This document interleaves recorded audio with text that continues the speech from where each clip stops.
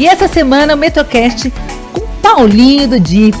Que caso lindo, que história linda, gente. Vem aqui, vem assistir, vem compartilhar. Compartilhe com todo mundo. Aperta o sininho aí, Metrocast com Renata Carvalho. A vida do empresário que ninguém vê.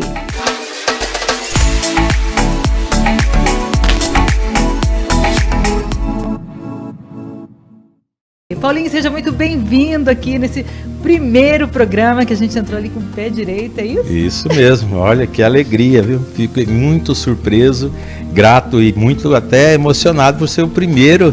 Isso para mim é um orgulho muito grande de ser convidado por você para participar. Desejo desde já muito sucesso para você, né? Que Deus nos abençoe você grandemente para que tenha muito sucesso e que possa cumprir o seu propósito aí de levar as informações para quem estiver nos escutando aí. É isso mesmo, Paulinha. O propósito do Metrocast para trazer os empresários veio de um curso que a gente faz, que a gente começa a ver tantos casos de sucesso, tanto assim, motivacionais. Eu falei, a gente precisa mostrar isso para as pessoas, né? E como eu conheço você, Paulinho, da vida inteira, né? De um tempo muito grande, foi vizinho muito tempo, e o seu caso de sucesso. Então eu queria que você se apresentasse aqui e dissesse para nós quem é o Paulinho. Olha, a história é longa, viu? Paulinho do Jeep, quem é? O Paulinho do Jeep. Paulinho do Jeep tem uma história, eu acho que até já dá para escrever um livro bem legal ainda. O Paulinho do Jeep tem 59 anos hoje, nasceu em Guarulhos. Eu até brinco que eu tô tipo exportação, porque eu fui feito em Portugal. Minha mãe chegou aqui em agosto de 63 e eu nasci em janeiro de 64. Então eu vim de Portugal, meu pai veio para cá em 63, fez uma promessa de ficar em São Paulo até os 10 anos. Fiquei lá, fui criado na Vila Carrão, em São Paulo. Meu pai tinha um bar lá e aí vendeu o bar, fomos para Portugal, fiquei 2 anos na Ilha da Madeira, morando lá. E depois eu vim com 12 anos para o Brasil, sozinho, de avião, encontrar com meus irmãos que moravam em Pouso Alegre. E lá, meu irmão mais velho já tinha comprado um posto de gasolina lá e começamos a nossa trajetória. Desde os 12 anos mexendo com posto de gasolina, né? Depois disso, passei por várias coisas. Para mudar de vida, fui servir o quartel, fiquei 10 meses e 13 dias no quartel, né? Mas aí eu vi que não era para mim. E quem nasce empreendedor, né, no quartel, infelizmente não dá para seguir essa carreira. Aí em 85 vim parar em Guaratinguetá, e aí eu falei, logo depois deu até algumas vontades de ir embora, mas acabei comprando aqui. Nós compramos primeiro o Petrovale. Cheguei aqui no dia 4 de julho de 85, numa quinta-feira, 9 horas da manhã. Ficamos só para ver o posto. Chegamos ali para ver o posto 9 horas, quando era meio-dia o posto já era nosso. E aí só eu com a roupa do corpo, sem saber onde que ia comer, onde que ia dormir, nada, mas o único solteiro. Meu pai e meu irmão falaram, fica aí, toma conta. Isso com 20 anos de idade, se vira, né? Se vira aí, você vai embora. Aí chegamos a ter 5 postos de gasolina. Depois dividimos eu resolvi, né, entre família, a gente resolveu separar, e aí eu fiquei com o Jeep, e já estou com o Jeep há 33 anos por aí, e é uma trajetória que aqueles que estão em Guaratinguetá conhecem um pouco, mas o Paulinho hoje tem 59 anos, como eu falei, casado com a Kelly, tem 2 filhos, Ana Paula com 21 anos, está fazendo 3º ano de medicina, e o Matheus, que tem 18, que já está fazendo o 2º de administração.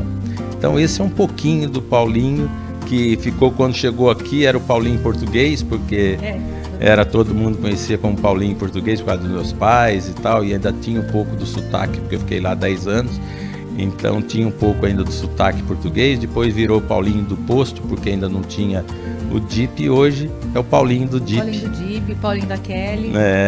Mas Kelly para quem conhece nós, mas geralmente o Paulinho do Jeep é o que ficou. Saber. É uma referência. É uma referência. Um orgulho, né, Paulo? Muito, até fico muito engrandecido, porque outro dia mesmo, foi em agosto do ano passado, eu acabei recebendo o título cidadão honorário, e eu dediquei esse título aos meus colaboradores, porque se não fosse eles, eu não conseguiria ter o título que eu ganhei de Guaratinguetá. Então agradeço muito a cidade pela acolhida, e é isso, tudo que eu nós construímos aqui, não só eu, quanto a família toda, não foi só pra gente, né? Se fosse só pra gente, mas assim, gerando emprego, gerando receita, enfim, eu acredito que colaboramos muito com muitas pessoas, né? Isso aí que é o forte do empreendedor, e eu acho que é o propósito de quem empreende, né? Não é só ver o próprio umbigo, é só querer ganhar dinheiro. Esse eu acho que não é o verdadeiro empreendedor, é aquele que também pensa no outro, que até como nós estávamos conversando aqui, o Geraldo Rufino tem até aquela frase lá, né, que cuide das pessoas, que as pessoas cuidam da empresa. Então é mais ou menos o que a gente espera estar fazendo. Paulo, eu vejo, né, a gente já se conhece há tanto tempo, aqui em Guaratinguetá todo mundo se conhece muito, né, uma cidade, e a gente se conhece como vizinhos, e você casou com uma grande amiga minha, e depois o MBM, né, que é a pós-graduação em business, voltado junto com a psicologia, e que ensinou, né, assim, desperta na gente esse crescer contribuindo, né, que o crescimento de uma empresa só vale se você tiver alguma contribuição a mais. Se você não tiver esse propósito, ela não tem sentido. E você, né, é uma pessoa que é nítido isso, que você contribui com todas as situações. Não teve nenhuma vez que eu te liguei que você, né, eu sei de muitas coisas, mas sempre você aberto a conversar, a contribuir. E isso é muito bacana. E assim, a trajetória do empreendedor. Hoje a gente olha para você, né, e você está contando aqui que você chegou com 12 anos aqui sozinho, né, sem os pais. Estava com meus irmãos, estava sem os pais, né? Então é uma história, uma escalada, né, Paulo? Que você... E assim, nessa escalada, a gente consegue entender que não é quando chega no topo, né? Mas é na escalada. E assim, uma coisa que te marcou muito, que te fez hoje esse grande homem que você é. Tudo na vida é consequência daquilo que a gente mesmo faz, e que tudo é aquilo que o meu pai falava isso para mim, que não tinha tudo o que queria, mas tinha mais do que merecia. Então, quando acontece algumas coisas, isso eu tento passar para as pessoas que eu tenho contato, com meus filhos, que às vezes acontece alguma coisa de ruim, eu sempre tento falar para eles, procura ver nesse que você acha que é ruim, o que você pode tirar de bom. Porque para mim, por exemplo, ficar sem meu pai e minha mãe dos 12 anos até os 16, foi 16 para 17, foi muito complicado, porque é a falta 12 anos você está, apesar de meu pai ter me formado, né, desde pequeno, sendo bem rígido, né, negócio da educação, disso, daquilo, mas essa época que eu fiquei dos 12 aos 16 foi também onde eu tive que me virar sozinho. Então, na realidade, que pode ter sido muito ruim essa falta do pai e da mãe, ao mesmo tempo, como pessoa, me ajudou a engrandecer muito, porque eu morei realmente sozinho com meu pai e meu irmão, com meu pai não, com meus 2 irmãos, que eram mais velhos, né? E quem lavava, cozinhava, passava, cuidava de cachorro, era tudo eu. Então tive que aprender a fazer isso aí desde pequeno. Então hoje, quer dizer, não porque eu fazia com coração, eu sabia, era por necessidade também, não só por coração, né? Mas por necessidade, né? Tanto é que chegou uma época que muitos não sabem, né? O pessoal, até quando você fala aí de empresário, o pessoal, é fácil para ele falar porque ele é rico, ele tem isso e tem aquilo. Só que eu, com 16 para 17 anos, o meu irmão comprou uma loja de material de construção. Estava começando a construir a loja e tudo, e a primeira coisa que chegou lá foi um caminhão de cimento. E não tinha quem descarregasse o caminhão de cimento. Eu, com 17 anos, carreguei 282 sacos de cimento no ombro. Então, quer dizer, aquilo lá, na hora, eu falei, putz, mas sabe, eu estava fazendo um negócio que eu considerava que era meu. Porque, olha, e tinha coisa muito pior, que às vezes quando você ia, eu começamos a crescer a loja de material de construção, e compramos caminhão, compramos Kombi, essas coisas assim, e eu ia fazer entrega, ia lá todo sujo e coisa assim, ao mesmo tempo eu olhava, via, né, o pessoal tudo arrumadinho, colega de escola, e eu lá. Quer dizer, só que isso aí pra mim, eu estava fazendo o que era pra mim. Hoje, então, quer dizer, quando eu falo que a pessoa consegue, desde que ela ponha propósito, desde que ela faça, não é que ela tem que sofrer, eu não estou falando aqui que a pessoa tem que sofrer para conseguir alguma coisa, só que esse sofrimento tem que ser para o crescimento dela, Então, quer dizer, isso aí para mim tudo, ficar sem ele, quer dizer, eu tive que aprender o quê? A negociar, eu tive que aprender a sobreviver, saber que eu não podia gastar mais do que eu ganhava, saber que eu tinha que ter compromissos com a escola, com tudo, quer dizer, então eu cheguei, fiquei 3 anos sem estudar lá em Portugal, esse período que eu fiquei em Portugal, fiquei sem estudo. Quando eu voltei, comecei a estudar e era coisa que ou era para fazer bem feito ou não.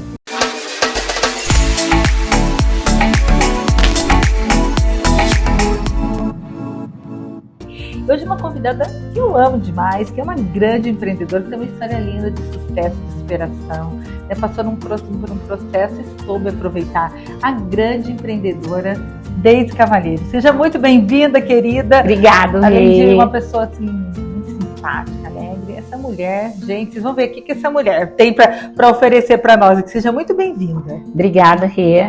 Agradeço o convite. Eu quero que você fale um pouquinho quem é a Deise.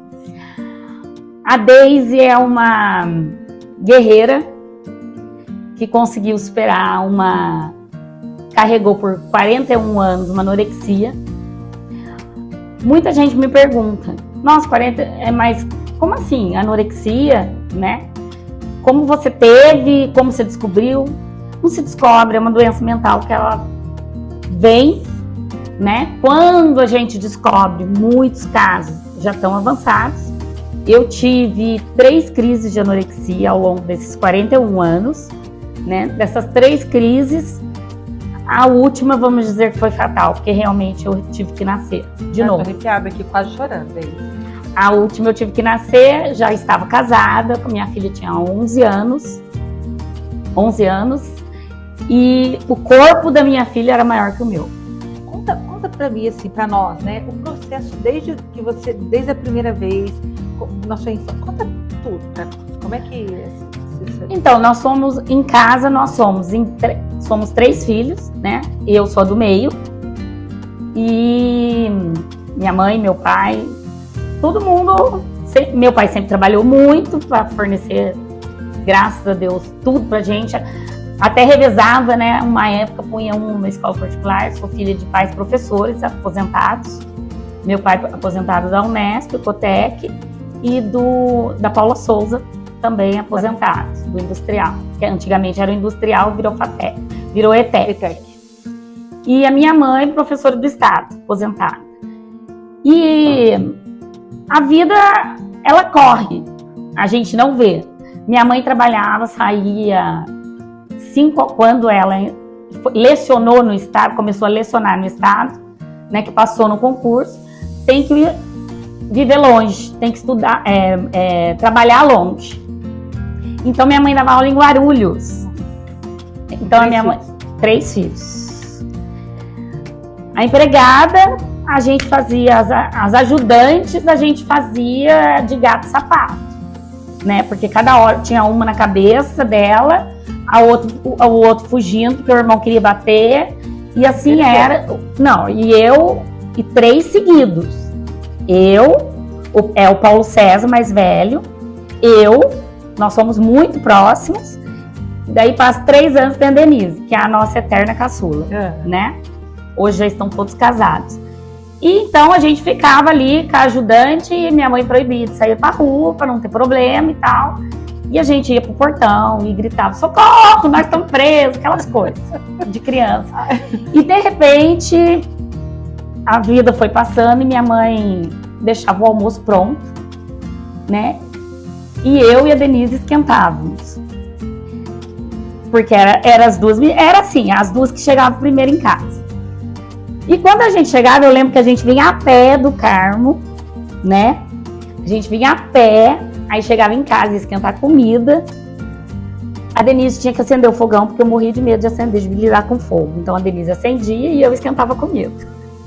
Era tudo combinado. Então, assim, dizer que eu tive algum transtorno quando era criança, não tive nada, né? Crescemos, fui estudar, eu fui a primeira a me formar, fui a primeira a sair para trabalhar. A mulher ela sempre amadurece mais cedo, geralmente, né? Então tivemos uma adolescência assim perfeita, né? Não posso dizer que aconteceu alguma coisa, se foi privada de alguma coisa, por isso desenvolveu a anorexia, nada, né? A anorexia, na verdade, ela vem de certas memórias que para criança é de um jeito. Infelizmente, numa hora, eu via minha mãe, minha irmã, por exemplo, a Denise comia muito pouco. E falar isso, poucas as vezes aconteceram, mas a Denise comia muito pouco. Eu via minha mãe preocupada, querendo que a Denise comesse. Até hoje a Denise é magra, e come pouco. Ela come bem comida, né? Mas teve uma época que minha mãe... Porque os médicos naquela época não é igual hoje. Você leva num pediatra, tá com o peso perfeito, tá comendo bem e tudo mais. Naquela época você tinha que ser gordinho. Você levava no pediatra, não, essa menina precisa ganhar peso. E minha mãe fazia de tudo pra ela comer. Mas, gente, você vai comer o tanto, cada criança come o tanto que tem que comer. E antigamente isso não existia, você sabe. Então eu via, às vezes, minha mãe chorando, né? Se tem alguma imagem que chegou a mexer comigo, eu não sei dizer. É inconsciente, né, Denise? É inconsciente, que ficou gravado. Nada assim que eu fale assim, nossa, foi isso. Nossa, foi isso. Não tem, né? Era uma distorção de imagem, aonde é uma distorção de imagem, é uma doença mental e emocional, entendeu? Até comentei na semana passada que eu estive aqui no estúdio da Metropolitana, falar da heroína, né, as heroínas da vida real. Chegou num ponto que eu perdi toda a massa magra. Isso aconteceu quando? Eu já estava com 41 anos de idade. Tive 2 crises antes, passou despercebido por todo mundo. Só eu sei. Sempre magra. Nessas crises, magra cada velha. Né? Uma que marcou muito foi o ano que eu fiz o TCC da engenharia. O último ano. Tem que ter um gatilho, será, para desencadear? Alguma preocupação? No caso do TCC, geralmente as pessoas ficam muito estressadas. Você acha que tem um gatilho, né? Tem um gatilho, primeiro você entra no processo de depressão. Aí depois do processo de depressão, cada um desenvolve de um jeito. Nesse processo de depressão, comigo aconteceu o quê? Eu não queria comer. E eu passava, assim, 24 horas sem comer. Como? Porque se eu comesse uma folha de alface, eu ia engordar. Se eu pusesse alguma coisa na boca, era abertura para engordar. E isso foi... Só você não percebe. Você não percebe que você está sem comer. Você não percebe que você já não tem força para falar. Você não percebe. Quando as pessoas começam a perceber, você já está num estágio avançado. Eu já estava muito magra. E comigo aconteceu assim uma coisa, isso eu vou relatar, porque eu não relato assim para muita gente, mas aqui é justamente porque é a vida do empreendedor que por trás, que ninguém vê, né? Para eu empreender, né, passei muita coisa. Por exemplo, a anorexia, eu fazia o quê? Eu bebia. Se eu fosse dependente química, hoje eu estaria dependente. É que eu não tinha propensão de ser dependente disso. Por que eu bebia? Porque eu estava consumindo. Eu bebia cerveja, tá? Por que a cerveja? Eu estava consumindo energia. Ela tem carboidrato. Carboidrato vazio. Eu estava caminhando cada vez mais profundo. Mas ela me dava energia para eu ficar em pé. Então eu não precisava comer. Uma latinha, bebia um pouquinho só, Deise? Bebia para me sustentar, só que ficava bêbada e eu não tinha o hábito de beber para ficar bêbada. Quando eu percebi que eu estava um pouco alterada, eu parava. Entendi. E daí ia dormir. Entendi. Então a única coisa que eu ingeria era cerveja. Por quê? Porque com a cerveja, além de eu estar consumindo carboidrato, que é energia, eu estava me relaxando. Porque o álcool relaxa. Tira a culpa, né? Tira a culpa, exatamente. Não ficava bêbada? Não. Mas eu falava assim, eu vou tomar cerveja porque a cerveja tira minha fome. Entendeu? Então, isso aconteceu. Se eu tivesse que ser uma dependente, então eu bebia para parar em pé. Só que isso, a saúde foi deteriorando ao longo desse tempo. Quando isso aconteceu, né, eu cheguei a ter... Seu marido não reparou que você veio? Chegou ao ponto do meu marido chegar para minha família e pedir ajuda, né? Porque eu cheguei a ter várias convulsões por glicose baixa. Não tinha glicose. Convulsão mesmo. Emocionada aqui. Né? Assim, glicose. Por quê? Porque ia para churrasco, bebia e não comia. Nada. A ponto de ter convulsões, né? Por glicose baixa. Desidratada. Né? E eu cheguei ao ponto de não parar mais em pé. E eu passei no CEPOG, no pronto atendimento, o hospital da Unimed em Guará. Fiz um exame porque eu tinha vindo de Ubatuba e eu estava muito inchada. Esse foi o X da questão. Quando a gente... Meu marido já tinha relatado, o meu pai já tinha comentado com a minha mãe, e isso me dói muito falar. O meu pai chegou para minha mãe e falou assim, nós estamos perdendo a Daisy. Nós estamos perdendo. Porque não existia mais a Daisy. Aquela Daisy, eu já não tinha... Eu bebia e já não tinha mais força de conversar. Eu ficava quieta no meu canto.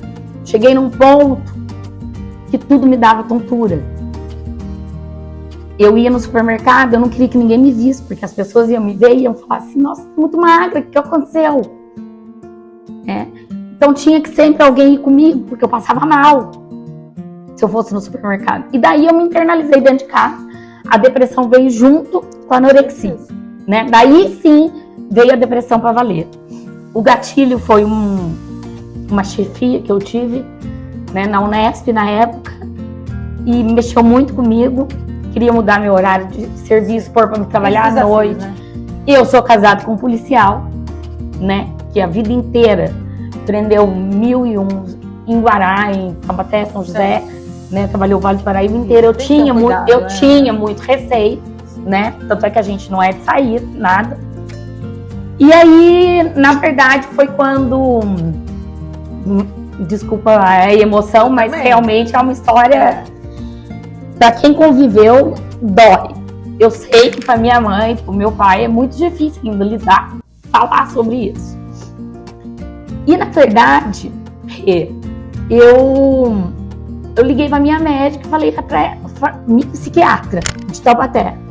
Abaixo de Deus, foi ela que salvou minha vida.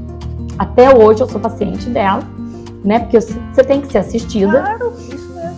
E ela é muito humana e eu pedi, pelo amor de Deus, que ela olhasse o meu exame.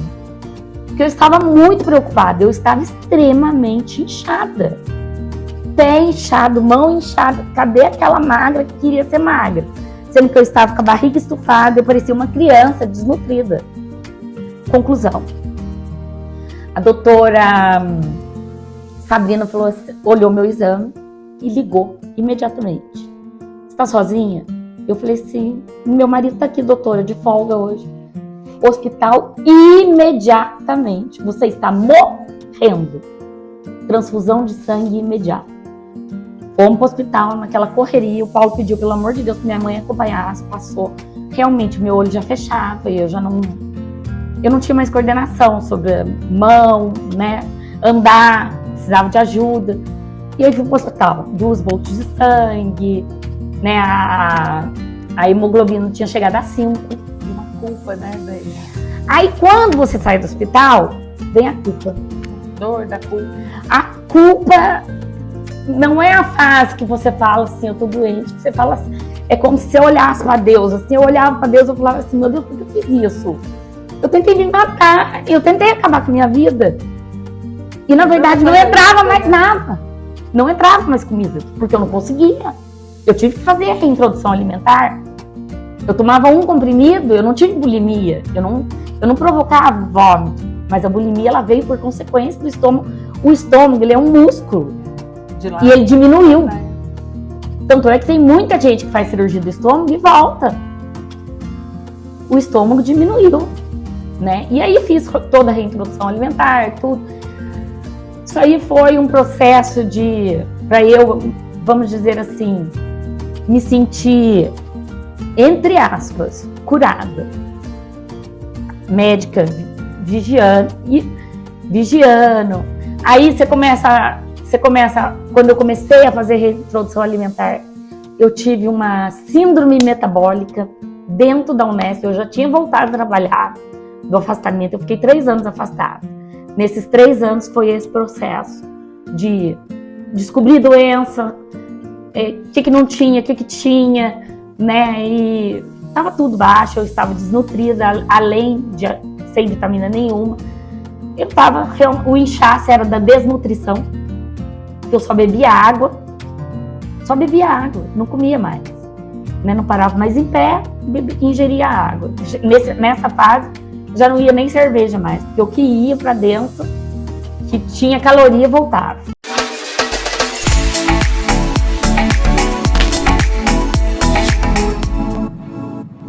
No Metrocast de hoje tem um convidado muito especial, queridíssimo Daniel Chaim. Seja bem-vindo aqui na Vida do Empreendedor que ninguém vê. E ele nada mais nada menos que um professor de empreendedorismo. Seja muito bem-vindo, Daniel. Ô, Renata, obrigado pelo convite, obrigado a todos vocês que estão nos assistindo também. É um tema que para mim é muito gostoso de falar, né? Porque eu trabalho com isso já há muito tempo, né? Tá na moda agora, né, Daniel? E eu acho que isso é o mais importante da nossa conversa hoje, porque eu vou tentar traçar uma linha histórica do empreendedorismo para que você e também quem está em casa possa compreender mais ou menos esse fator que nós chamamos de educação empreendedora, né? Por quê? Na verdade, tudo teve início com um motivo muito prático, que era realmente a questão do capital, né? A importância, principalmente depois do pós-guerra, da Primeira e Segunda Guerra Mundial, nos Estados Unidos, as universidades lá se esforçaram muito para criar um mecanismo econômico onde as pessoas pudessem ter o próprio negócio para gerar empregos e também movimentar a economia que estava passando por um momento de recuperação, né? E isso aconteceu no mundo todo. De fato, essa questão do empreendedorismo, ela começou a surgir por uma necessidade especificamente do capital, né? Como reinventa, né, Daniel? As pessoas precisam disso, né? E a parte de educação, as escolas começaram a perceber também essa necessidade, né? De que isso acontecesse de forma também educacional. Então, não só uma educação voltada para uma carreira profissional, mas também a favor do mercado de trabalho, que as pessoas pudessem também ter uma opção de não trabalhar para alguém, mas também de gerar o seu próprio negócio e assim sucessivamente. Né? Então essa foi a construção ideológica, digamos assim. Né? Só que de fato a gente sabe também que há um esforço enorme das pessoas, né, em dissociar muitas vezes a questão do empreendedorismo só econômico. Né? Isso. E aí entra um aspecto que eu acredito muito, e é por isso que talvez eu tenha e possa contribuir com vocês hoje, nessa tarde, para a gente conversar um pouco. Por quê? Na verdade, a educação empreendedora, ela foge desse sentimento só do capital, e ela passa a ser uma necessidade para que as pessoas aprendam a tomar decisões. Olha que show, hein? E isso é uma coisa tão séria, porque a educação empreendedora, ela não tem uma visão mecanicista da educação formal. Né? Durante muitos anos a gente viveu uma fase onde toda a educação, principalmente básica, ensino fundamental, ensino médio, era voltada para o vestibular, para passar uma carreira, uma faculdade e seguir a trilha, né? E a trilha foi traçada para todos nós, digamos assim. Né? E os jovens de hoje, né, o que a gente percebe? Eles têm muito avanço tecnológico. Então eles têm a tecnologia e acesso. Então, assim, as informações estão disponíveis. O que antes, para nós, era importante buscar essas informações, agora as informações são disponíveis, né? E mais, hein? Tá para nós aqui. Um café gostoso, muito obrigado, hein? Espetacular. E o que de interessante que isso traz? A educação, ela também precisa evoluir enquanto sociedade. Se a sociedade está evoluindo, um sistema engessado, né? a gente precisa também evoluir no aspecto da educação, né? E aí, o que percebemos? Bom, a educação empreendedora, ela não pode só estar voltada para a pessoa que cria um plano de negócios e transforma isso num negócio. A gente precisa criar uma cultura empreendedora onde as pessoas possam tomar decisões em qualquer área que elas assumam. Então, uma pessoa que trabalha para a Renata. Eu te perguntar isso. Uma pessoa que trabalha para a Renata, ela pode ser uma empreendedora dentro do seu negócio. Se ela for capaz de enxergar que aquele trabalho traz algum significado para ela e isso pode modificar as condições de vida dela, ela vai se esforçar ao máximo por acreditar na cultura que a Renata tem e também o desenvolvimento dela. Que sensacional. O pessoal academicamente muitas vezes chama isso de intraempreendedorismo. O que é o intraempreendedorismo? É a pessoa que tem um negócio e vai motivar as pessoas, os seus funcionários, a criar a sua cultura empreendedora e desenvolver o seu próprio plano de carreira. Que, na verdade, isso também ao longo da história se transformou, né?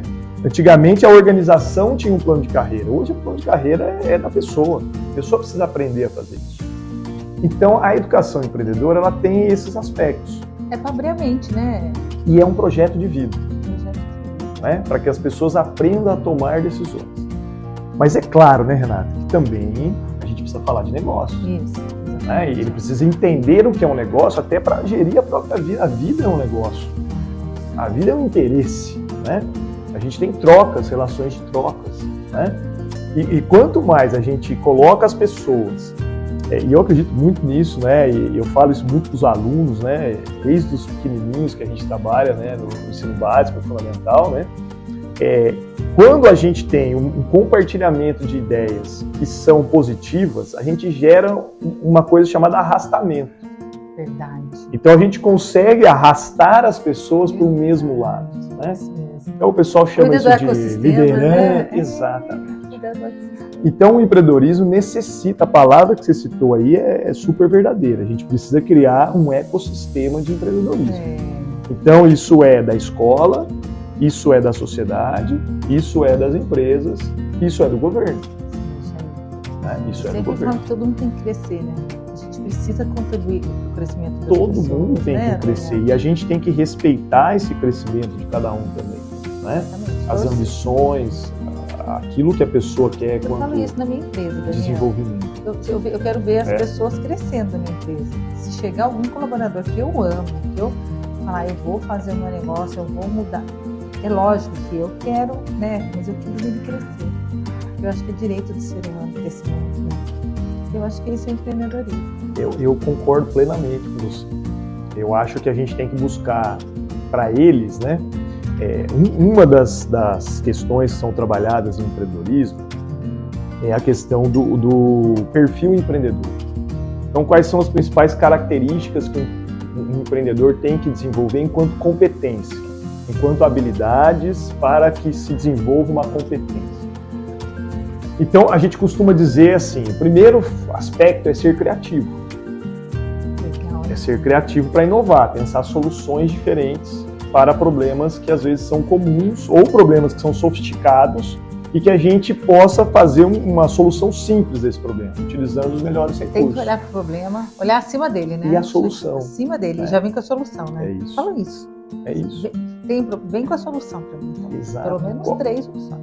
E aí que nós estamos falando assim de uma coisa importante. A gente começou falando de tecnologia. O pessoal agora tem que falar da inteligência artificial. É a revolução industrial, a quarta revolução, né? 4.0. E agora o ChatGPT, né, que produz o texto. Ontem apareceu uma reportagem enorme no Fantástico, inclusive sobre esse já assunto. Em metaverso, né? É uma loucura, né? Então, assim, são aspectos até que o robô e a inteligência artificial, ele está chegando a um determinado ponto que ele vai até conseguir tomar algumas decisões. Porque ele vai aprendendo, né, a se relacionar. Agora, quando o pessoal me coloca isso, eu sou muito resistente e muito confiante numa questão que é o ser humano. Ser humano. Então, nada vai substituir o meu pensamento crítico, o seu pensamento crítico e a forma como a gente se relaciona. Relacionamento. Então, assim, ele pode até chegar em último nível Vamos supor que vai avançar tanto que ele vai conseguir ter emoções. Acho difícil. Agora, um pensamento crítico, um raciocínio para tomar decisões, isso é o ser humano que faz. Se a gente não souber alimentar o sistema, ele não vai dar as respostas que a gente quer. Então, esse pensamento crítico, né, que eu chamo de raciocínio, né, é o que faz a gente tomar as melhores decisões. Se a gente fosse transformar isso numa equação, né, professor, né, transformar numa equação. Então, se a gente pudesse transformar numa equação, o empreendedorismo, o empreendedor é o cara que toma decisões. A Renata toma decisões o dia todo. Nós todos tomamos decisões. Exatamente. Para a gente melhorar as decisões, o que a gente precisa ter nas duas variáveis? Informação. Informação hoje a gente tem em todos os lugares. Obesidade até, né? De tanta informação. Então, É muita informação, né? A gente precisa aprender a sintetizar essas informações, né? E isso. aplicar em alguma coisa prática. É isso. E aí vem a segunda parte da equação, que é o raciocínio.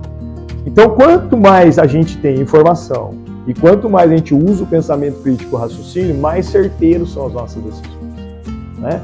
Então, é criatividade, é ser determinado, é ter aspectos de liderança, né? Ser organizado, ser responsável pelas suas ações, né? E saber que as suas ações impactam toda uma sociedade, né? Então, esse é o perfil empreendedor, né? E isso a gente trabalha com os alunos. A gente consegue trabalhar com eles ferramentas para o desenvolvimento pessoal. Abrir a mente, né? Ter a mente aberta, né? É isso. Então, esse é o principal aspecto do que hoje é trabalhar a educação empreendedora. Você falou, olha, é um tema que está em moda, né? Todo mundo entende, todo mundo entende. E na verdade, né, aí falando um pouco da escola, né, a escola está passando por uma transformação no ensino médio. Não sei se todos têm conhecimento sobre o que de fato está acontecendo, né? A gente teve uma assinatura, na época ainda do presidente Temer, onde foi feito o novo programa de ensino médio, né? E as escolas têm até aí tinham, né, até o período de 2022 para fazer essas adaptações. E o que acontece no eixo principal, que a gente chama de eixos estruturantes desse ensino médio, ele passa pela iniciação científica e passa pelo empreendedorismo. Então, as disciplinas que a gente julga normais de um currículo, como era antigamente, matemática, português, ciências, física, química, biologia, etc., ele tem que ter um olhar agora para a iniciação científica e para o empreendedorismo. Ele precisa conectar essas disciplinas com coisas práticas da vida. E no empreendedorismo tem educação financeira? Acho tão importante. Tem educação financeira. Tem? Um dos módulos que a gente tem é a educação financeira. Né, dentro do empreendedorismo. Desde o início, lá de baixo. O que é educação financeira? Você vai aprender isso na vida, né? O empreendedorismo. Nossa, que bacana, hein? É muito legal. A partir de qual idade? Então, nas escolas, aí varia um pouco de escola para escola, né? Nas escolas onde eu trabalho, né, a gente tem, em algumas delas, a gente começa logo no primeiro ciclo do ensino fundamental 2. Né? A partir do 6º ano ele já tem educação financeira. Bom. E agora no ensino médio, no 2º ano do ensino médio, a gente tem essa estruturação de iniciação científica e empreendedorismo, né, que é uma novidade aí dentro desse eixo estruturante. E a prova do Enem, ela vai acontecer agora em 2024 nesse novo formato. Então, o novo formato da prova do Enem já vai vir com aspectos de empreendedorismo. Todas as escolas, Todas as escolas, né? O Brasil todo está aí dentro desse novo ensino médio, né? É claro, a gente tem muitas dificuldades ainda em formação de professores para essa área. Entendi. Né? Então, a minha formação é na área de gestão, né? A minha ênfase foi em marketing, depois o mestrado em tecnologia, o doutorado comportamento do consumidor e marketing também. Então a gente vai se desenvolvendo, mas o ensino de empreendedorismo, o que legitima uma pessoa a ser professor de empreendedorismo? Tem até artigos científicos que falam sobre isso, é muito interessante, porque o cara precisa ter uma vivência prática acadêmica, né, mas ele tem também que ter um viés empreendedor. Ele precisa saber Na prática mesmo, né? as oportunidades de mercado e a sofrência que é, né, Renato? Exatamente. Ser empreendedor, ser empresário no país, né? Ele traz muitos desafios. E que este perfil que é ensinado, né, a gente julga que seja interessante para que ele se desenvolva, né? Isso foi trabalhado pela Unesco até. A Unesco produziu um documento há um tempo atrás chamado Educação, um tesouro a descobrir. Esse documento, ele dá diretrizes para o ensino no mundo todo. No mundo todo. E o que é interessante? Eles têm 4 pilares que são fundamentais para o ensino das pessoas ao longo da vida, para a aprendizagem das pessoas ao longo da vida. Então eles dizem lá, a pessoa precisa saber, que é ter o saber, o conhecimento sobre alguma coisa. Você precisa saber fazer, que são os procedimentos, as habilidades para colocar aquilo em prática. O saber ser, que é enxergar o seu papel no mundo, e o saber conviver.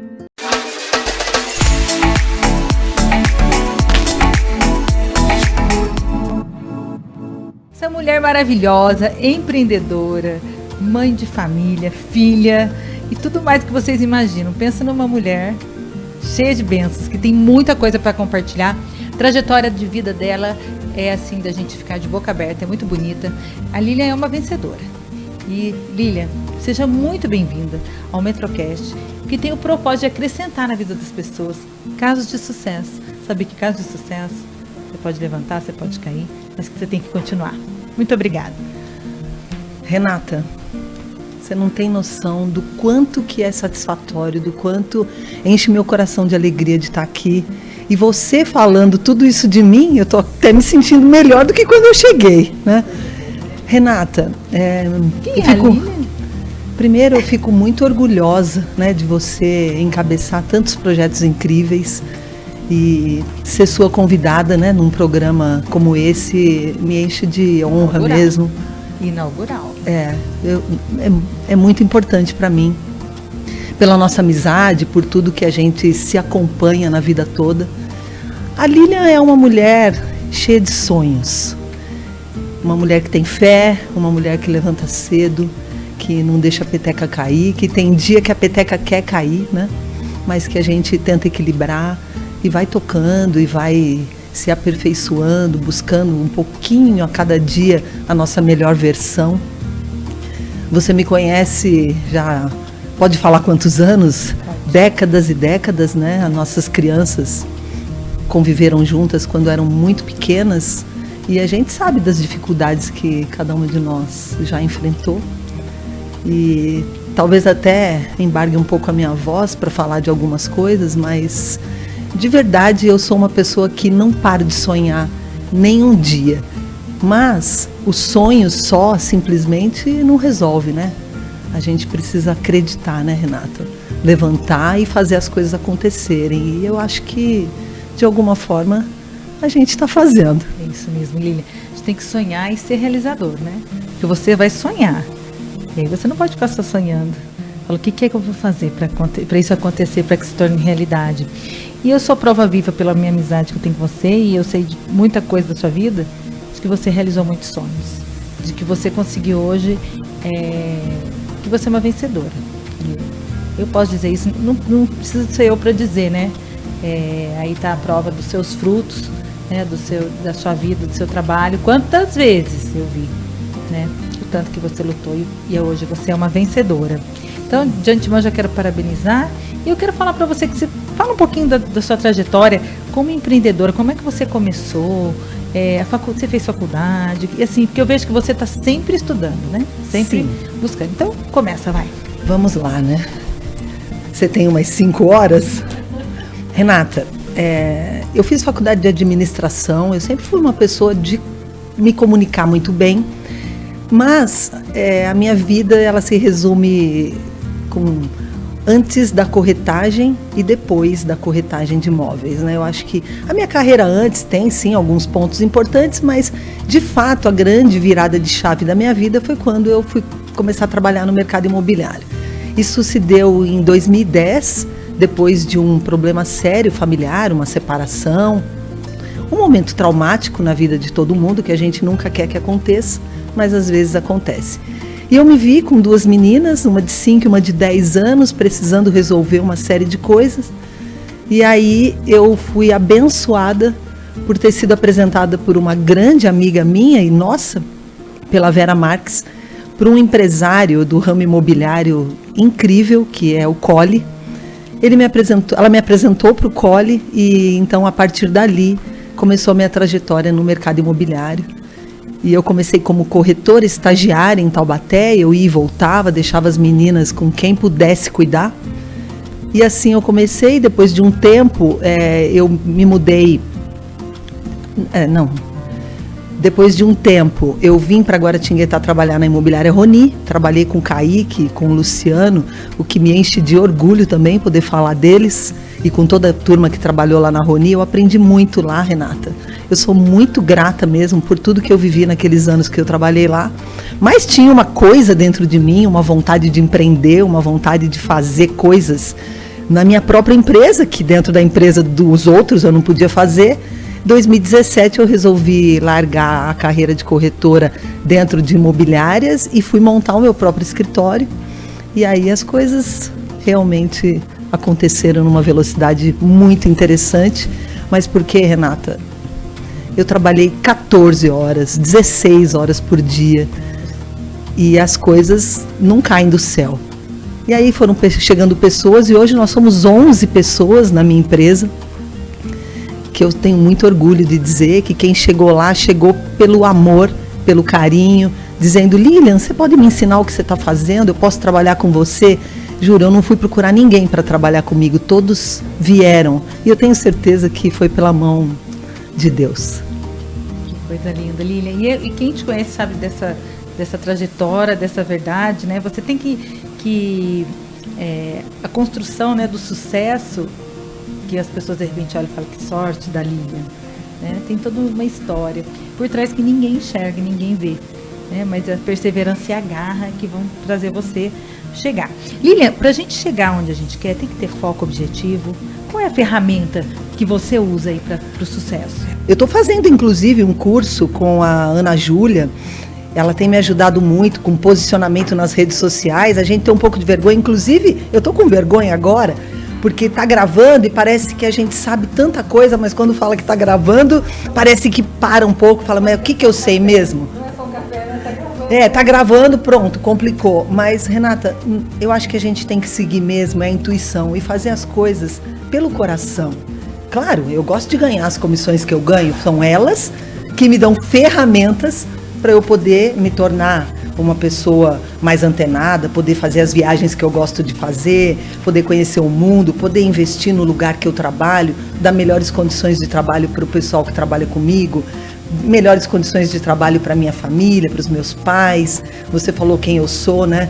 Então, acho que é momento ainda de eu poder voltar nessa conversa, né? Eu sou uma mulher cheia de sonhos, filha de um casal maravilhoso, que é a Dona Antônia e o seu Eduardo, que deram uma base muito fantástica para a gente de princípios de educação.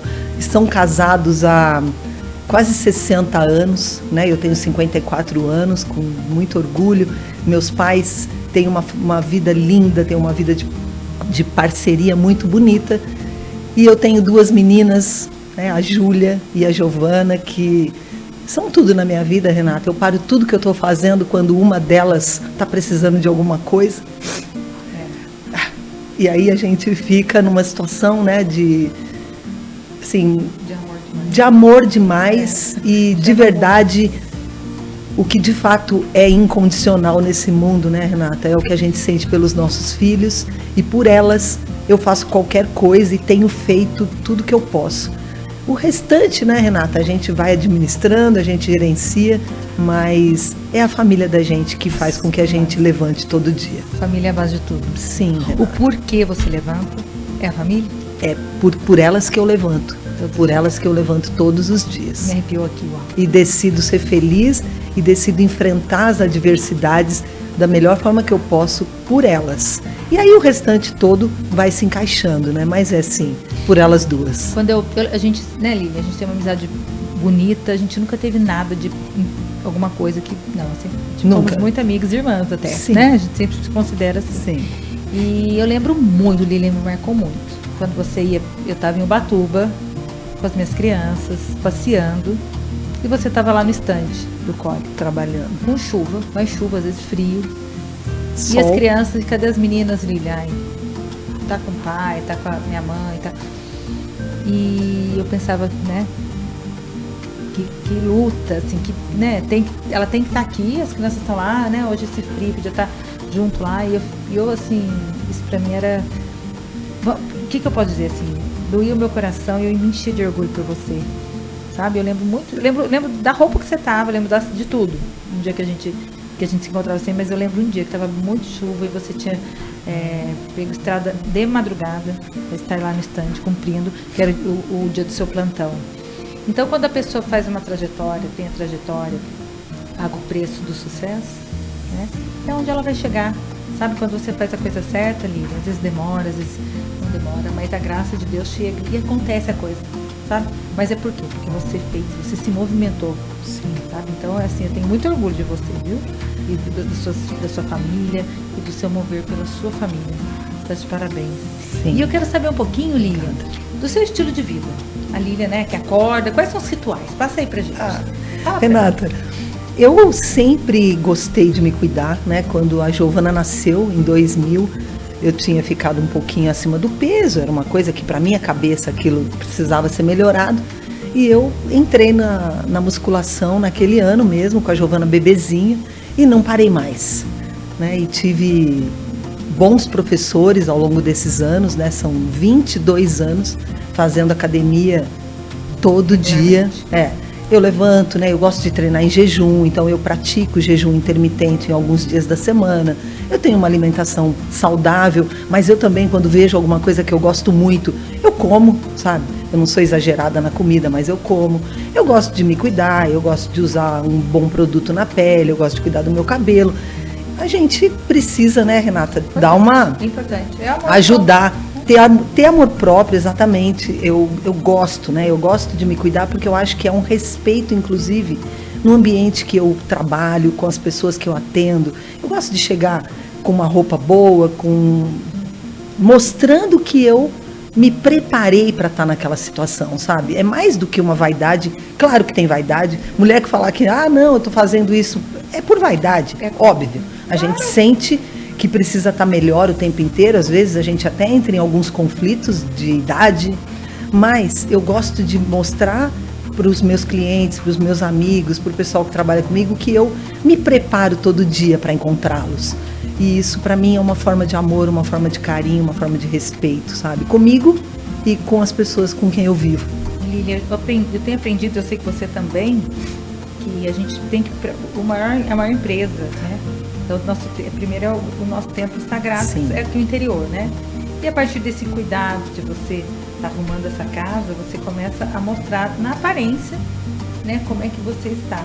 Sim, porque assim, o transborda. A gente tá no reflete, coração, transborda, né? Renata? E dentro desse ritual, você tem os momentos de oração que às vezes É uma escolha, você é uma me escolha. incentiva e me motiva logo antes de eu sair para academia de fazer às vezes a minha oração. E você me lembra, às vezes, que às vezes eu acordo em cima da hora e eu vou e eu faço no meio do caminho, né? Mas eu falo isso para as meninas muito, falo, lembre, por favor, quando acorde ou no meio do dia, o quanto a gente tem que ser grato, né? Por abrir os olhos, por abrir a torneira e ter água limpa, abrir a geladeira e ter o que comer. Então, é agradecer o tempo inteiro por termos saúde, por termos essas oportunidades. Eu peço muito a Deus para colocar as palavras certas na minha boca e saber tomar as atitudes certas mediante as situações que se apresentarem. Porque felicidade, né, Renata, não é a gente ter tudo perfeito, é a gente saber o que fazer com tudo que acontece no dia. Lidar com os conflitos e tentar tirar lições daquilo. Tem dia que vai dormir triste? Tem dia que eu vou dormir triste. Mas no outro dia eu falo, tudo bem, vamos lá, é outro dia e eu vou fazer diferente hoje. E tem acontecido coisas muito interessantes. Lilian, essa sabedoria, essa percepção é importante. muitas vezes fala, nossa, e essa sua felicidade irritante, Renata? Assim, eu acredito que cada um tem mesmo um perfil, que nem se falou, eu vou pelo coração. De acordo com a psicologia, tem vários testes, né? Para você entender qual é o perfil da pessoa no lugar certo. E você é totalmente, né? Intuição e sentimento. Então, se você for aplicado um teste em você, a gente vai perceber que o resultado é nítido, que é intuição e sentimento. Mas isso é uma coisa profunda que eu não sou psicóloga, nem estou, assim, apta a falar muito sobre isso. Mas eu já fiz o meu também. E é muito importante, sabe, essa percepção. Porque a gente fica muito na culpa. Nossa, eu não sou racional, eu sou sentimento. E não tem problema você ser. Então arranja para o seu time pessoas que são diferentes de você, que têm um outro tipo de raciocínio, para que vocês se alinhem e aprendam com o outro. E o importante, Lília, eu já vi você fazendo várias reuniões, às vezes, né, do seu time, e essa percepção de que ninguém precisa ser igual, que cada um tem que ser a sua qualidade e mostrar aquilo que ela pensa, aquilo que ela... É o que define um time de sucesso, né? Sim. E assim, eu vejo que você cuida do time, eu vejo que você traz todo mundo. Eu cuido, Renata, e eu tenho buscado a cada temporada, né, melhorar a mim primeiro, para depois trazê-los da melhor forma que eles puderem, né? E eu já tentei, claro, há um tempo atrás, falando, não, eu quero que todo mundo escreva uma meta no papel, né? E, gente, não é assim. Cada um é melhor em vendas lá na minha imobiliária, na minha empresa. Né? Na minha empresa, um é melhor em vendas, o outro é melhor em relacionamento com o cliente para trazer o imóvel para a imobiliária. Então, o que é uma empresa? É um conjunto de pessoas com várias qualidades trabalhando por um objetivo comum. Então, não é todo mundo que vai fazer a mesma coisa e que vai fazer no meu tempo. Cada um precisa do seu tempo, cada um precisa da sua percepção. E eu respeito muito isso e eu tenho estado melhor de um tempo para cá. Eu tenho sido mais... Entendeu isso? Eu estou tentando entender melhor. Eu não paro de tentar, Renata. Eu faço psicanálise. Eu fiz recentemente um trabalho muito legal com a Juliana, que é nossa amiga em comum, de mentoria sistêmica com constelação familiar, para melhorar um pouco dessa minha percepção com o time, com a equipe, né, com a forma de trabalhar. É o tempo inteiro, Renata. Eu não desisto de mim primeiro, sabe? Então, o que é importante, né? A gente é não achar que a gente está pronto, que está com a xícara cheia. Eu sei tudo, eu entendo tudo, eu sei tudo que eu posso. Não, né? Você tem que estar sempre buscando, entendendo, lendo, fazendo cursos. E essa é a maior ferramenta do fazer bem o feijão com arroz, Lília. Primeiro você ter um encontro consigo mesmo. Se você não souber quem você é, o que você quer, onde você quer chegar, a empresa não vai saber, porque a empresa é realmente a cara do dono. Né? É a alma, a sua alma é que vai transbordar naquela empresa. Então, esse entendimento, você busca a espiritualidade. Há muito tempo eu sei, né? A gente troca isso, né? Muitas informações, muitas vezes, né? Eu era dentista da Lília, além de amiga, né, Lília? E a Lília sentava na cadeira do consultório e eu queria falar e eu queria que ela respondesse. Ninguém se identifica nisso. Ninguém se identifica, dentista que começa a falar, perguntar as coisas, e a pessoa está com a boca aberta, não pode responder, e você quer que ela responda. Isso, Renata. Ninguém se identifica, mas eram, né, os melhores momentos da minha vida, eram os momentos que eu ia lá. Quantas vezes você sentava lá e a gente não fazia nada no dente, nada, absolutamente nada. Era para conversar, para chorar, para rir, né, Lília? Sim. Cadê o tratamento dentário? Porque, olha, não sei se é uma boa não, viu, Lília? A gente tem a melhor... Quantos anos levava para fazer uma restauração de dente? Ia, voltava. Mas o importante é que a gente ficava feliz do mesmo jeito, né? Renata, feliz do mesmo jeito. Realmente você tem uma alegria que irrita a gente, sabe? Mas olha aqui, então, isso que eu ia te falar, essa questão da alegria irritante é escolha. Eu acho que assim, cada um tem um nível de consciência. Você participou da aula de nível de consciência? Sim. Nível de consciência, entendeu que cada um tem um, né? Com certeza. E que daí não existe certo e errado. Eu já cheguei falando em casa isso, olha, tá tudo certo a partir de hoje, tá bom? Porque cada um tá num nível de consciência diferente. E é legal você ter... Peraí, pega a tabelinha, Lília. Peraí, deixa eu ver que nível de consciência. Tá tudo certo. Tá tudo certo. A gente não vai brigar nunca mais. Mas porque cada um acha que aquilo é certo, porque ele acredita naquilo. Então, muitas vezes você tem que ter o seu posicionamento, mas não adianta você discutir. Deixa a pessoa descobrir, ajuda, mas não assim... Não queira, né? Não queira enfiar na cabeça de ninguém as coisas que a gente já entendeu, mas será que a gente entendeu mesmo? Então, exatamente. Aí, uma coisa que a gente tem aprendido com o ecossistema, você sabe que eu vou falar aqui, eu quero que você fale isso. O ecossistema, importante para a sua vida? lugar que você vive, com as pessoas que você vive? Isso é muito importante, né, Renata? Isso eu entendi, já tem uns... que eu entendi mesmo. Tem uns 5 anos que eu fui fazer o curso com o Gabriel Goff, e foi um curso que mudou muito a minha percepção. No começo irrita isso, né? Que ele falou, você é a média das 5 pessoas que você mais convive. Aí eu falei, meu Deus, vou ter que tirar todo mundo. Você vai falar e tomar um café. Começa a selecionar, né, Lília? Vou ter que tirar todo mundo. Não porque eu não servia, não porque eles não serviam, talvez quem não servisse era eu. Mas porque... Ô, Lília, olha aqui, eu vou tomar um café aqui e agradecer. Toma esse café, Lília, da padaria Santo Pão. Agradecer aqui, ó, que delícia o cafezinho, um bolo delicioso. Floricultura Helena Flores e Beth Decorações, aqui tudo feito com tanto carinho, né? Com tanta... Renata, ó, você é um um luxo, cafezinho né? delicioso, Obrigada. ó, coisa boa. Ô, Lilian, quando falaram desse ecossistema, eu te cortei aí por causa do café, mas irrita a gente, né? Porque você fala assim, nossa, eu gosto de tanta gente, e de repente você começa a entender que é isso mesmo. No começo você não entende direito, aí depois começa a fazer sentido. Começa a fazer sentido. Você fala a verdade. Se você tá no meio, por exemplo, nada contra, tá? Mulheres Só que um só falam exemplo. de novela. Como é que você vai conseguir fazer uma atualização no seu mindset, né? Então, você começa a ver que aquele assunto não te interessa mais e você vai precisando devagarzinho desconectar daquilo ali. Você pode ser amigo, tudo bem, mas você não vai ter as conversas, você vai afastando. Vai afastando tudo, né, Renata? Infelizmente. Você vai afastando coisas que não estão conectadas com aquilo que você quer e a vida vai trazendo outras coisas que vão te trazendo outras lições, né? E eu tomo tudo, Renata, tudo na minha vida como lição. Eu não responsabilizo ninguém pelas coisas que acontecem na minha vida. Uau!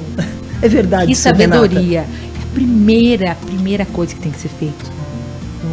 É a autorresponsabilidade. Eu me responsabilizo. Se aconteceu qualquer coisa, eu falo, peraí, o que foi que eu fiz para essa situação caminhar para isso?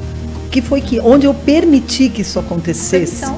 Você me conhece, você sabe que a gente não está aqui enfeitando o pavão, né? É verdade, tudo que acontece errado no meu trabalho todo dia, porque acontecem muitas coisas erradas, a jornada de compra de um imóvel às vezes leva 4 anos para a pessoa resolver comprar um imóvel. E aí, Renata, eu fico olhando e falo, peraí, onde foi que eu não ajustei direito esse processo para eu passar por esse pepino no meio do caminho? Onde eu deixei buraco para acontecer isso? E isso nos relacionamentos, e isso lá em casa com as meninas, e isso com os meus pais.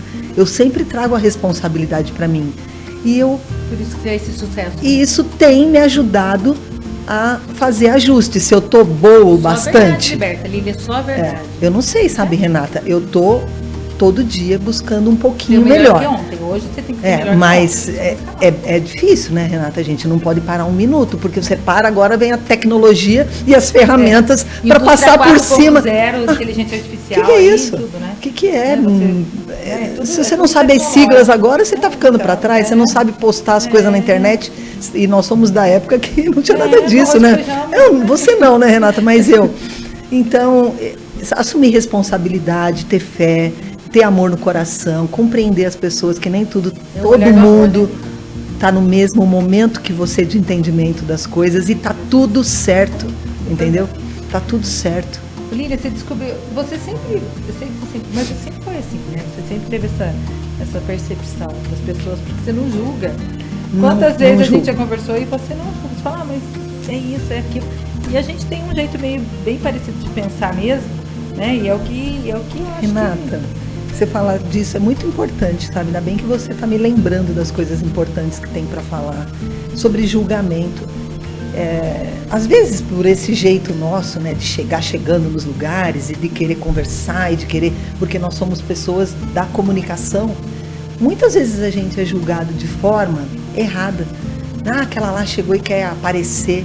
Gente, às vezes não é isso, às vezes só está precisando sobreviver. Você está precisando que alguém saiba o que você faz profissionalmente para comprar alguma coisa de você. E às vezes as pessoas vêm com aquele rótulo assim, olha lá, chegou e quer aparecer mais do que os outros, mas ninguém sabe a luta que você está por dentro, você tá os filhos que passando, você né? precisa sustentar e que você precisa vender aquilo de alguma forma, e aquilo, se você chegar de qualquer jeito, você não vai chamar a atenção das pessoas. Então, por eu ter sido julgada em alguns momentos da minha vida, eu não julgo, Renata. Tá tudo certo para mim. Se a pessoa não tá de acordo com o que eu acho que seria certo, Isso é fácil. na mesma hora eu fico pensando, mas será que o que eu tô pensando é certo? É, isso. Será que a pessoa não está Aí, naquele momento e ela só está podendo fazer aquilo? É o melhor que ela pode fazer. Então eu não julgo mais. E quando me vem um julgamento na cabeça, eu procuro, Renata, na mesma hora fazer uma correção, Ressignificar, né? de ressignificar. E falo, pera, opa, você não sabe a luta que a pessoa tá. Ninguém O que ela sabe. tá passando ali, né? Ninguém sabe, Renata. E aí, essa percepção que está faltando no ser humano. Muitas vezes, né, não é, eu sei que não é simples, né? A pessoa corta você num carro, dá uma raiva do jeito errado, você pode Lógico. mas aquilo dá uma irritação tão grande, você já xinga, e de repente você xinga, ele responde, de repente aquilo dá uma tragédia, né? Guilherme, um fator muito importante que você que é empreendedor e está buscando, que a gente sabe, é olhar o problema de cima, né? Você, como líder, a sua funcionária, a sua colaboradora te apresenta um problema. De repente, naquele momento, você quer falar para ela muitas Minha coisas, né? O óbvio, É óbvio, né? é. Mas aí a percepção de você não responder naquela hora, de você avaliar a situação e olhar de cima. E olhar de cima, até porque Sai do o seu papel e olha óbvio, por cima. ele é óbvio só para quem entende aquilo. É. Pro outro, do outro lado, a pessoa não entende. Então o óbvio Cuidar de gente. tem que ser dito. Cuidar de gente. Né? Exato. E aí quando você começa a dizer o óbvio, e aí das coisas tão simples, há uma orientação para uma pessoa que trabalha com você em casa, há uma orientação para os seus filhos, há uma orientação para o seu companheiro, uma orientação para as pessoas que trabalham com você na empresa. Gente, para mim isso tem que ser assim, eu aprendi dessa forma. E aí olhar de cima, né, Renata? Sair, né? Sair do olho do furacão e tentar olhar de fora. Essa é uma Isso ferramenta. Lívia. é Essa uma ferramenta, né? No seu nome, mas você olhar de cima, né? E não tentar. Se você for resolver o problema, e se tudo isso que a gente está falando é tudo comprovação científica, tudo com pesquisa e tudo mais, né? Se você olhar de cima, se você tentar resolver o problema no mesmo nível do problema, você pode ter certeza que vai gerar mais problemas. Absoluto, isso é comprovado, né? Através de estudos, né? Então o nível de consciência ele te traz assim a percepção, principalmente para líderes, o funcionário vem, fala, outro fala, e você tem que analisar os dois de maneira separada e aí não tomar as dores no momento ali, tentar resolver, né? Será que ele está vivendo a cultura da empresa? Será que ele está com algum problema na casa dele? Será que ele tem algum trauma, uma crença lá que ele acha que é assim, acabou, e ele... Então vai olhar, olha, mostra para ele, tenta mostrar dentro dele, né? Isso aí. Eu sei que você Sim. faz isso. Você relatou várias. Eu tenho, situações. eu busco esse aperfeiçoamento a cada problema que surge, porque quando tá tudo lindo, né, não tem nada para resolver, né? Tá tudo certo, a gente tá festejando, mas quando começam a surgir os percalços, eu chamo a pessoa, a gente conversa, eu tenho perguntado qual é a percepção dela perante aquilo que aconteceu primeiro. Escuta, né? Escuto, olha, vamos pensar nisso. E sempre, sabe, Renata, com o coração cheio de amor, dando chances novas para as pessoas, todo santo dia. Porque eu também preciso todo dia de chances Vai ter novas. alguém melhor que você, né, Lili? É. Que vai te ensinar uma coisa. Então, eu gosto muito, sabe, das pessoas que trabalham comigo. Eu posso dizer para você que a gente forma uma família lá. Tá todo mundo trabalhando, precisando ganhar seu dinheiro. Vive mais com elas, né? Mas como eu amo, sabe, quando eu vejo uma replicando uma forma de trabalhar minha que está dando certo, um elogio. Ontem nós recebemos um elogio por uma mensagem de WhatsApp, que a pessoa falou tão bem de uma corretora minha, e aquilo refletiu tudo que eu tenho ensinado para eles, né? E a pessoa notou. Então, isso para mim são essas pequenas coisinhas do dia a dia que vão me motivando mais a tá lá, tá lutando, sabe? E como eu posso te dizer, ser uma pessoa que não acha que conquistou tudo. Eu só tô no caminho, que eu não sei quanto tempo ainda vou ter, mas eu sei onde eu quero ir. O objetivo é onde você quer chegar, você sabe, Sim, né? isso eu sei. Você tem o seu propósito escrito, certo, Lívia? Porque se você não souber onde você quer chegar, qualquer lugar serve. Certo? Sim. Então, isso na roda da vida, né? Você sabe da roda da vida. Não, Renata, tem um monte de coisa que eu não sei. Não A vem, roda é da outra vida. ferramenta, né? A roda da vida, você sabe? Não. Roda da vida? Então, vamos lá. Bate bola aqui, né? Roda da vida. A gente tem que ter um propósito, tem que saber o que você quer, onde você quer chegar. E a roda da vida...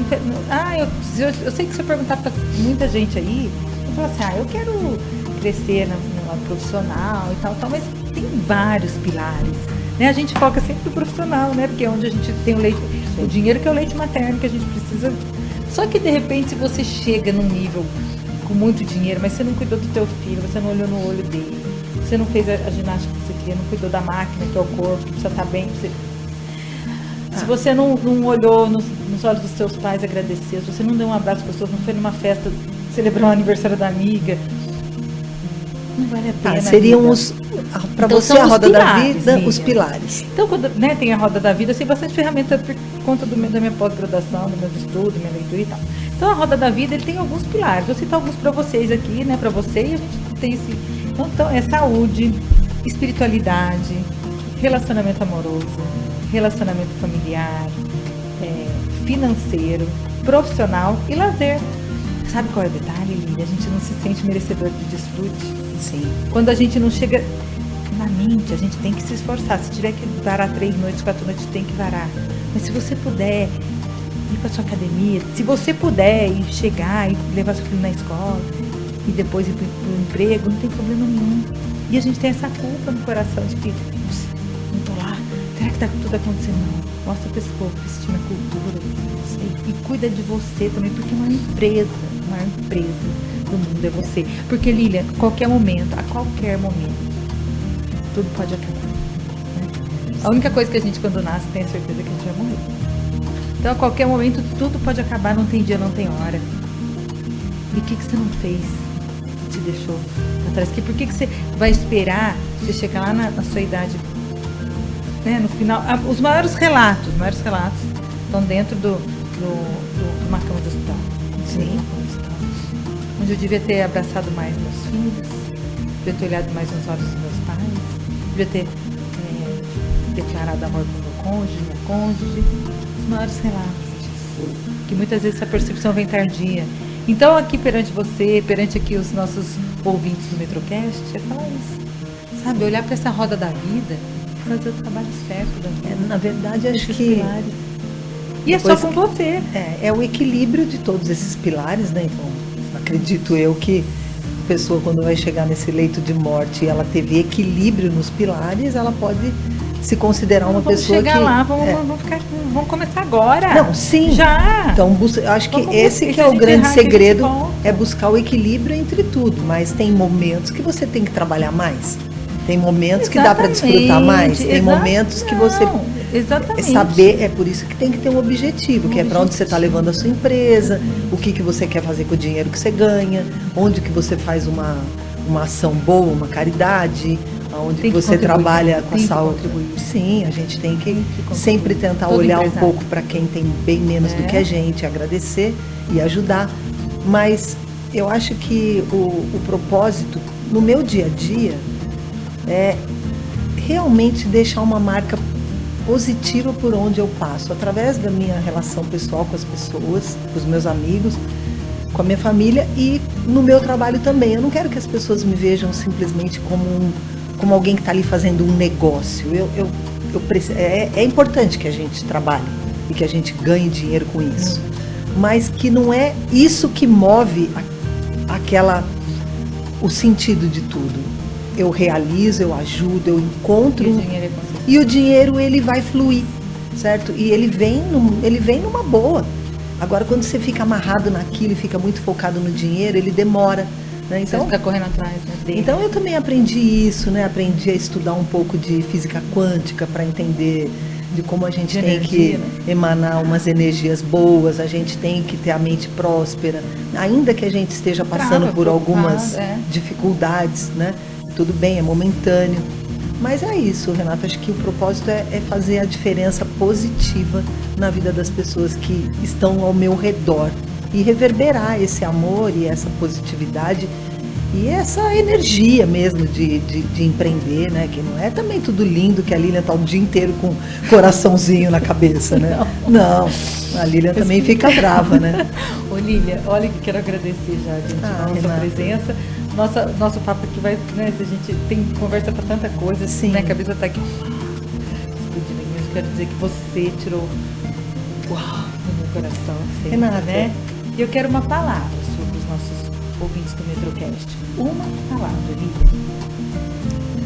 Renata, na minha vida a palavra é amor puro. Eu sou uma pessoa que amo demais. Eu amo o que eu faço, eu amo as pessoas que convivem comigo, eu faço as coisas por amor. Eu amo as pessoas com quem eu já me relacionei, eu aprendi muito com tudo. Eu sou amor mesmo, é por amor que eu vivo. Coisa linda. É por amor que eu vivo. Acelerou Eu meu amo coração, você e eu espero que alguma coisa que eu tenha falado aqui hoje tenha tocado o coração de alguém. Tem que fazer as coisas por amor. E vai dar certo. Se não deu ainda, Vai dar certo. vai dar. Vai dar certo. Vai dar. Se for movido pelo amor, né? Sim, acho que sim. Lilian, muito obrigada, viu? Você é uma vencedora. Já te falei tudo que você é hoje antes aqui, né? Por trás dos bastidores. Você falou, Renata. Então, você Espero já sabe que- da sua identidade. Eu né? espero que eu tenha contribuído com alguma coisa boa nesse seu segundo programa, né? Que tenha sido bom para você e para quem vai ouvir. Que pode não parecer fácil, mas se for por amor, vai dar Dá certo. certo. Vamos pra frente, né? Sim. Muito obrigada por mais do nosso segundo Metrocast. A presença da minha amiga maravilhosa, Lilian Agostinho. Obrigada. E até o próximo, gente. Muito obrigada. Valeu.